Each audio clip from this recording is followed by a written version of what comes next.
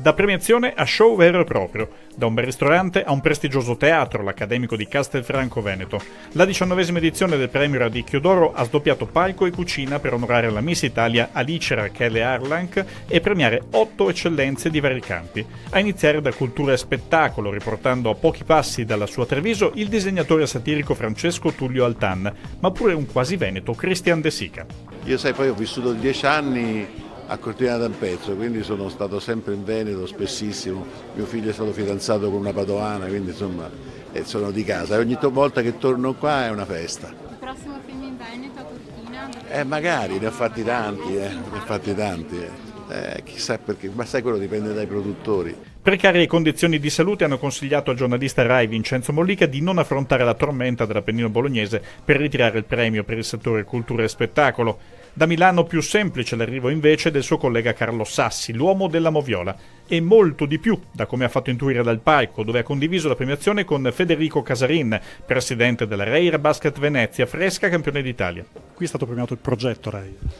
La cosa più bella, quella cosa che ci dà ancora più soddisfazione è un progetto che è iniziato nel 2006, quindi 12 anni fa, e ci ha portato degli risultati importanti, ma non solo quelli sportivi, che magari lo scudetto li ricorda tutti, ma soprattutto i risultati sul settore giovanile, sul progetto sociale e culturale. Quello per noi è veramente una grande cosa, una cosa molto importante.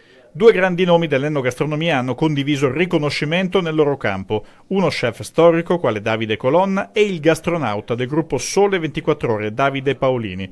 I riconoscimenti dell'impresa hanno invece affiancato Renzo Piraccini, protagonista dell'internazionalizzazione del Radicchio Rosso di Treviso IGP, ed imprenditore trevigiano Giuseppe Darè, il panificatore dei Bibanesi. Io ho trasformato un piccolo panificio e con un'idea negli anni, lavorando quotidianamente con cuore e con tanta passione, sono riuscito a fare in modo che questa impresa potesse addirittura dar lavoro a 108 persone.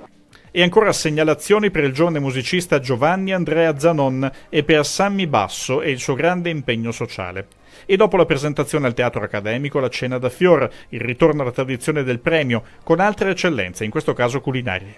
Pensando che 21 anni fa il morlacco non poteva essere prodotto e adesso è persino slow food, pensando alle DOP che siamo riusciti a certificare in questo periodo, pensiamo a quello che stiamo facendo, sicuramente in 19 anni abbiamo fatto parecchio. Incrociare le proprie esperienze ha poi consentito un percorso comune di qualificazione del prodotto. La prima volta che mi sono ritrovato con la casatella DOP in tavola e ho letto la lista ingredienti e ho visto che erano 3: latte, sale, caglio. Ho detto, Dio mio, questi hanno la mia stessa filosofia. Per fare un buon prodotto da forno non servono 22 ingredienti, ne bastano 5. Questo vale anche per Lorenzo Brugnera e il consorzio che rappresenta. Semplicità come filosofia. Semplicità come filosofia, ma io sono stato adibito, no? Quando entri nel suo stabilimento, chiamalo panetteria, chiamalo quello che vuoi, e via dicendo, ma non saprei definire. Io sono stato di stucco quando mi sono trovato davanti, no, un gruppo di donne che stiravano. Io non sapevo cosa voleva dire stirare, no, questa pasta, via dicendo.